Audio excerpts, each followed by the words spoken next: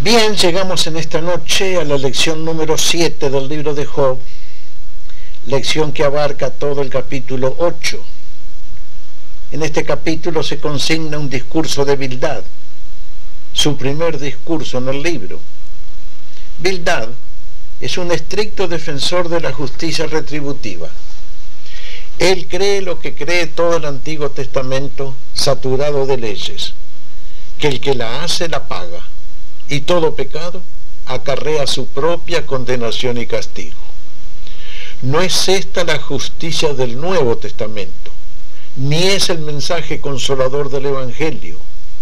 Los antiguos no entendían mucho todavía acerca del amor perdonador de Dios y de la gracia salvadora. Para ellos todo era ley. El que cumplía la ley era bendito.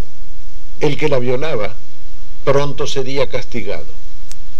Es así como debemos entender el discurso de Bildad y en general los discursos de los otros dos amigos. La ley del talión. A cada pecado un castigo inmediato. Veamos 5 cosas dignas de mención en el discurso de Bildad. Son pensamientos relativos a la vida humana, tal cual se vive encima de la tierra y debajo del sol. Job, capítulo 8. Número 1. Veamos la justicia retributiva en todo su esplendor. Entendemos por justicia retributiva la justicia que demanda que para cada pecado haya un castigo. Esta justicia retributiva está en los versos del 1 al 4 del capítulo 8, que dicen así: Respondió Bildad suita y dijo: ¿Hasta cuándo hablarás tales cosas? Y las palabras de tu boca serán como viento impetuoso. ¿Acaso torcerá Dios el derecho? ¿O pervertirá el Todopoderoso la justicia?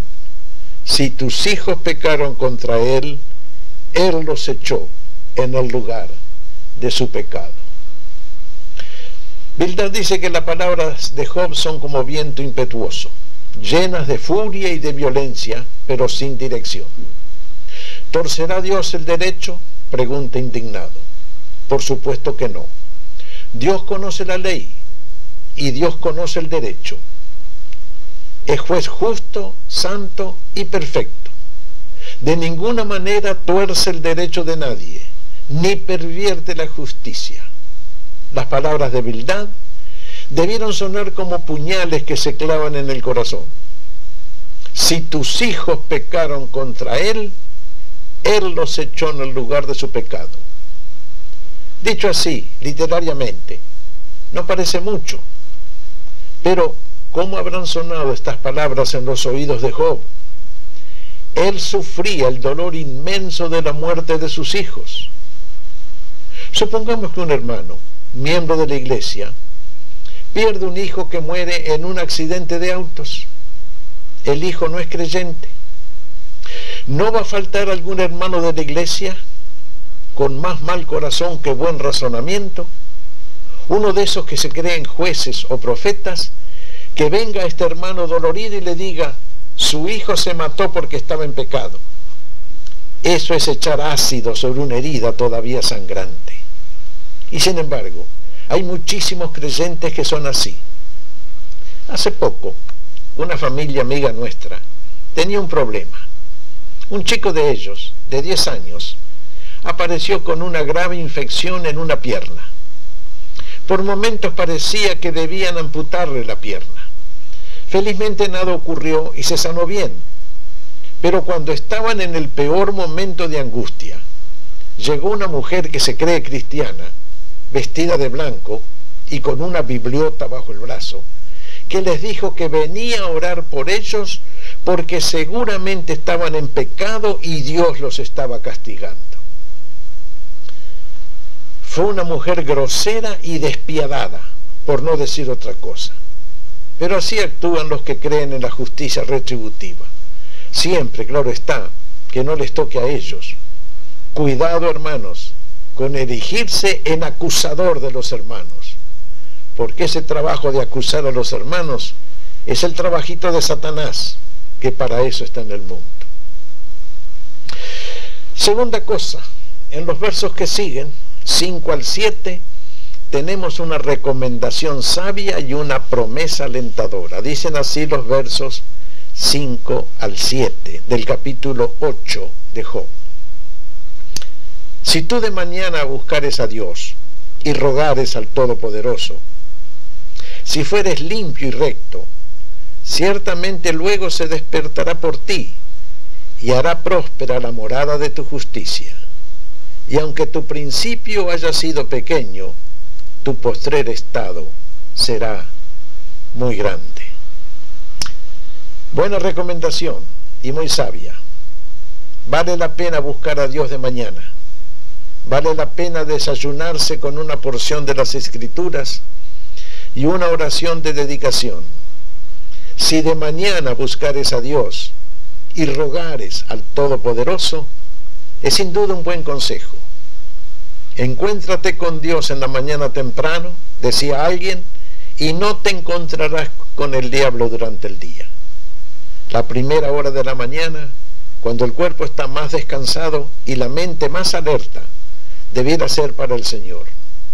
Aunque se puede orar a cualquier hora del día, y en todo momento, y en todo lugar, los grandes personajes de la Biblia buscaban a Dios bien temprano, junto con el sol. Y esta recomendación va acompañada de otra: si fueres limpio y recto. Si nuestra vida está limpia de pecados y andamos en un camino de rectitud, entonces puede hacerse real la promesa que sigue: Dios hará próspera la morada de tu justicia y tu postrer estado será muy grande. Esta promesa es válida para todo creyente en Cristo. Dios no garantiza el progreso a ninguno, progreso continuo en lo material, a no ser que sea el progreso espiritual. Ese sí lo promete. Es posible progresar en lo material y en lo espiritual, pero sin duda hay requisitos que cumplir: buscar a Dios de mañana, ser limpio y recto, y el progreso en todas las cosas vendrá de alguna manera. Pero se da el caso que cuanto más espiritual es un creyente, por haber progresado más en Cristo, menos interés tiene en las cosas materiales. Así puede progresar mucho en lo espiritual y poco en lo material, pero de todos modos vivirá feliz y contento. Pero la promesa sigue en pie: tu postrer estado será muy grande. Oremos por sabiduría y discernimiento, porque anda por ahí una doctrina que llaman teología de la prosperidad, que enseña de que forzosamente todo hijo de Dios tiene que hacerse rico. ¿No es eso lo que enseña el Señor Jesucristo? ¿No es eso el ejemplo que dan los apóstoles? Todos los apóstoles fueron hombres pobres, vivieron de lo que les daban cada día para comer y alojarse. Ninguno hizo fortuna, ninguno tuvo cuenta bancaria, ninguno compró propiedades. Seguían a Jesucristo por fe, y toda la vida la vivieron pobres, pero con esperanza. Como tercer gran pensamiento de Bildad, tenemos su apelación a la historia y a la tradición como fuentes de sabiduría. Así leemos en los versículos del 8 al 10.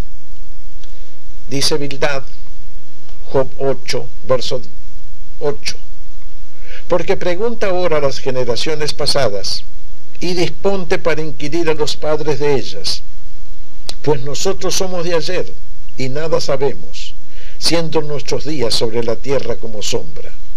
¿No te enseñarán ellos, te hablarán, y de su corazón sacarás palabras? Pregunta a las generaciones pasadas, es la recomendación de Bildad. Sin duda que la historia, bien escrita y bien entendida, enseña algo, aunque se ha dicho que lo único que enseña la historia es que la historia no enseña nada. Pero la buena historia y la buena tradición Esto es, la historia y la tradición que son bíblicas, sí enseñan lo bueno. Toda la Biblia es historia y profecías, leyes, mandamientos, salmos y poesías emanadas de la historia. La historia de Israel enseña algo, si uno es sabio para entender. También las historias de Jesús en los 4 evangelios y la historia de los primeros 30 años de vida de la iglesia, según están narrados en los Hechos. Hay lecciones en la historia secular también. Y alguien dijo que el que no aprende nada de los errores del pasado, tendrá que verlos repetirse en el futuro. Muchos de los salmos y casi todos los proverbios son producto de la tradición de los ancianos de Israel, y en ellos hay sabiduría acumulada, estacionada, añejada y madura, y en esto se parecen al buen vino añejo. Pero la tradición, como la usa la Iglesia Católica para defender innovaciones humanas no bíblicas, no sirve para nada. Esa tradición es falsa y no tiene ningún valor contra la palabra escrita de Dios, que será siempre 1000 veces mejor que cualquier tradición religiosa. El cuarto grande pensamiento tiene que ver con el pecado más generalizado actualmente: olvidarse de Dios. Leamos los versos 11 al 14 del capítulo 8 de Job. Crece el junco sin lodo, crece el prado sin agua, aún en su verdor y sin haber sido cortado, con todo se seca primero que toda hierba. Tales son los caminos de todos los que se olvidan de Dios, y la esperanza del impío perecerá, porque su esperanza será cortada y su confianza estela de araña. Olvidarse de Dios es el pecado de todos.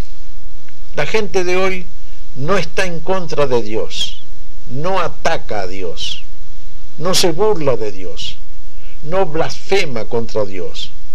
Peor que eso, se olvida que Dios existe, lo ignoran por completo, viven absolutamente despreocupados del Altísimo, de sus promesas, de sus mandamientos, de sus profecías. Este es un pecado gravísimo, no tanto porque ofende a Dios, sino porque el juicio de Dios les llegará sin advertencia. Algo de esto dice Bildad en el verso 14 que hemos leído: su esperanza será cortada y su confianza estela de araña.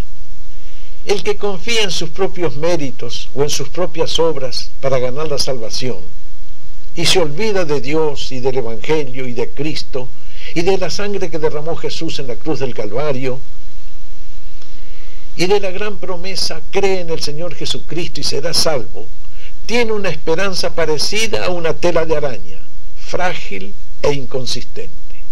Olvidarse de Dios cuando el juicio está tan cercano para cada uno es peligro mortal.